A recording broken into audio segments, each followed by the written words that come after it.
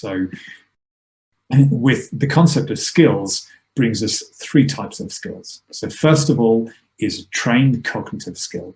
Now that's a skill that has been trained on many thousands of examples of certain types of sample documents. So we've already got an invoice skill as part of Vantage, as well as purchase orders and receipts. And all of those, as I said, have been trained by many thousands and thousands of examples, where it's training all of the underlying machine learning and AI framework inside Vantage to create a really honed, out-of-the-box capability that you can put into production almost immediately.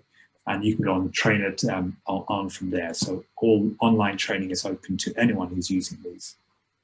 Then we have our framework skills. Now, a framework skill it's like a trained skill, but everything's built and ready. It just hasn't been trained yet on many samples. It hasn't, it's trained enough just to get you going. But the whole point here is having many framework skills that we put out in our marketplace, which we'll show you in a moment, where you can, you can really fast track your time to automation by starting from one of these framework skills and building it from there.